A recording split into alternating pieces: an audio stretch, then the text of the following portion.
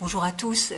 Il m'a semblé aussi évident de soutenir le mouvement parce que sans institution, on ne peut pas miraculeusement supprimer les inégalités sociales. Et pour moi, ça fait partie de mon engagement, non seulement théorique, mais pratique, de comprendre ce qui occasionne ces inégalités et de chercher les moyens d'y remédier. Toute la question, c'est de savoir comment sortir d'un monde qui produit en lui-même toutes les conditions de sa reproduction. Encore aujourd'hui, donc 7 fils d'ouvriers sur 10 connaîtront le même sort que leurs parents en France. La mobilité sociale est beaucoup plus une illusion qu'une réalité, et on a beau forger la fiction du self-made man, fils de ses œuvres, ou du don, la réalité résiste. Il est impensable de s'en sortir seul, sans aucune aide extérieure. D'abord parce que, quand on est enfant, il est impossible de concevoir une autre existence si l'on n'en a pas la moindre idée ou si les alternatives ne sont pas offertes au modèle environnant. Et je voudrais insister sur 2 points qui permettent de remédier aux inégalités dans un cadre où il n'y a pas de révolution globale. C'est, dans le cadre du modèle scolaire, le fait que ce modèle scolaire offre une première figure alternative aux figures familiales, puisque si on met à part les parents, les premières images exemplaires à laquelle un enfant peut s'identifier, c'est celle du maître ou de la maîtresse d'école, du professeur des écoles. Et dans les pays où existe un système d'instruction publique, l'institution scolaire joue un rôle essentiel parce qu'elle peut se présenter comme une alternative au modèle familial et social dominant. Je dis « elle peut » parce qu'il est clair qu'il ne s'agit pas pour moi de nier tout ce qu'on fait comme travail de recherche Bourdieu et Passeron. On sait que l'école contribue à la reproduction sociale par la sélection, l'élimination des classes sociales défavorisées, mais dans certains cas, et c'est dans un cadre bien institutionnel comme celui des ZEP par exemple, eh bien, elle peut avoir aussi une fonction libératrice et émancipatrice. Autrement dit, comme toute institution, l'école est marquée par un paradoxe. Elle est travaillée de l'intérieur par ses contradictions qui peuvent engendrer aussi bien la perpétuation du système que sa contestation en raison d'abord de la multitude de ses agents singuliers dont la diversité les rend irréductibles à de simples courroies de transmission. Donc il y a d'abord la figure de l'enseignant qui est décisive. Je dirais que c'est une condition nécessaire qui n'est pas suffisante, puisque je voudrais après mettre l'accent sur les institutions et les dispositifs. La figure de l'enseignant, elle renvoie aussi à une forme de liberté dans un cadre déterminé et contraint, et elle peut être une figure d'émancipation. Je voudrais noter que, aussi critique que Bourdieu soit envers l'école, il insiste lui-même sur le fait que l'étudiant, adolescent et apprenti qui se cherche, qui veut se construire, qui veut se créer, s'inspire de modèles de vie et de maîtres à penser qu'il trouve d'abord dans le monde intellectuel et bien souvent dans le corps professoral, avec lequel il est plus particulièrement en contact au cours de ses études. Alors je renvoie aux héritiers à la page 62, et plus particulièrement à cette phrase de Bourdieu, « Il n'est pas de curriculum d'étudiant qui ne soit traversé par un grand professeur ». Fin de citation, donc page 62. Alors, bien qu'en France, la campagne pour l'école laïque, gratuite, obligatoire, qui a suivi la mise en place des lois de Jules Ferry, relève parfois plus du mythe que de la réalité, mais il faut souligner le rôle fondamental, historique, de ceux que l'on a appelés les hussards de la République, qui ont permis d'offrir aux garçons et aux filles des classes défavorisées un modèle de réussite et de valeurs alternatives.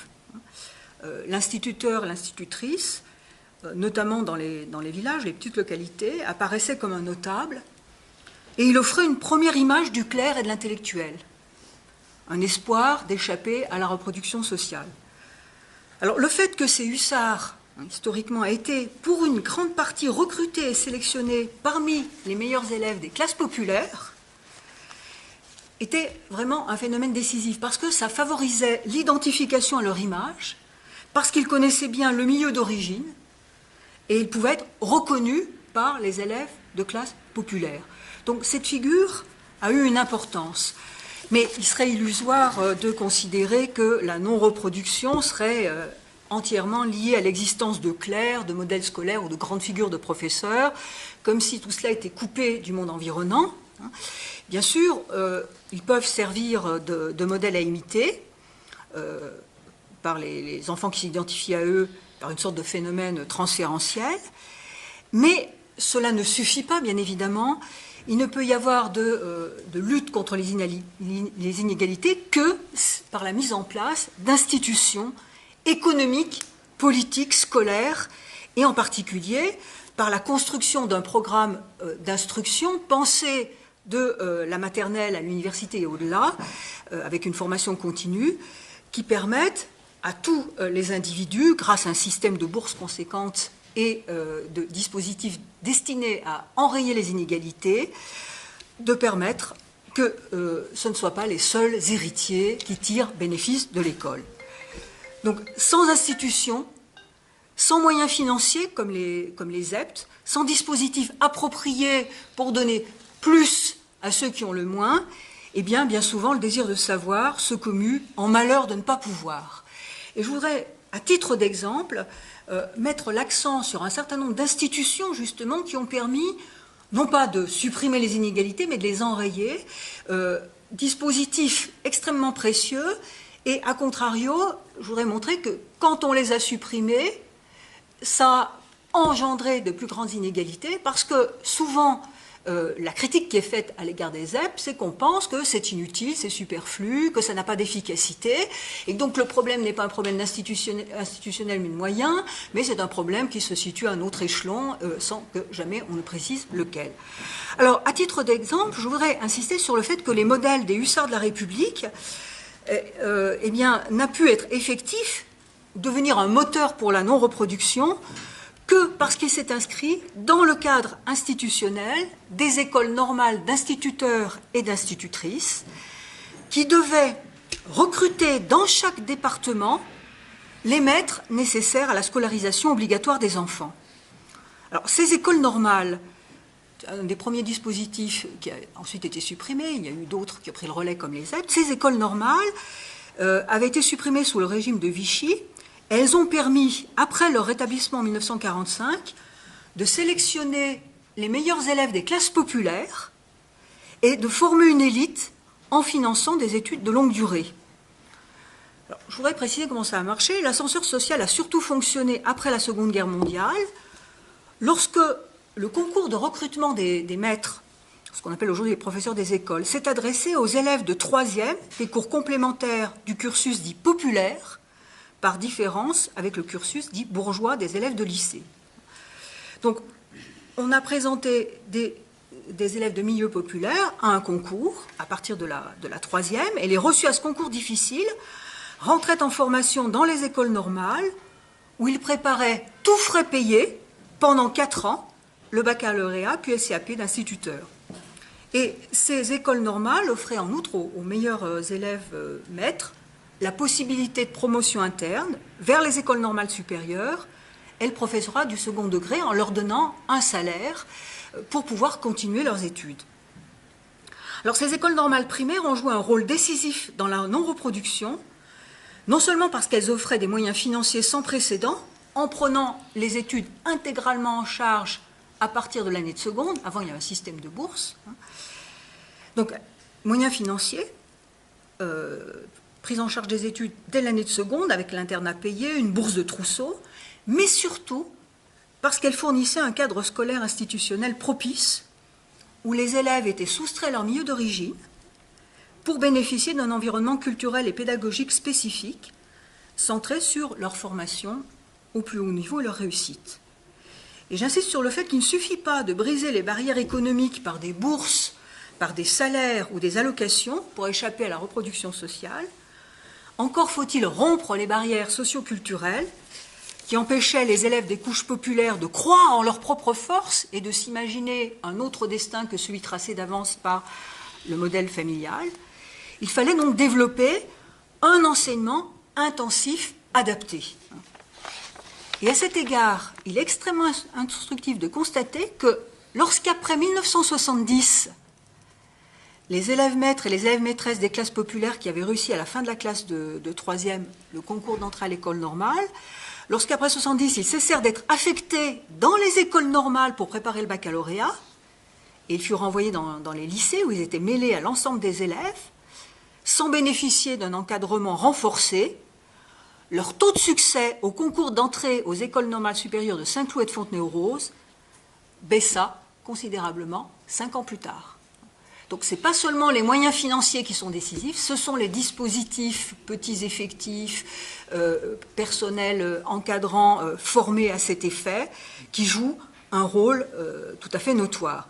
Et j'irai même plus loin, donc modifier un aspect du dispositif, c'est le détruire de l'intérieur, et pour les EPS, si ce qui concerne les lycées n'est pas reconduit, tout ce qui aura été fait auparavant eh bien, viendra se briser sur le mur des inégalités. Il est bien clair que c'est ainsi que ça fonctionne, puisque ce modèle des écoles normales, lorsqu'il a cessé de fonctionner à partir de la 3e, donc 2 dégradations. Première dégradation, les élèves qui étaient recrutés en 3e, on ne les envoyait plus dans les écoles normales, mais on les a mis en lycée. Là, ils se mêlaient à tout le monde sans moyens supplémentaires d'enseignement.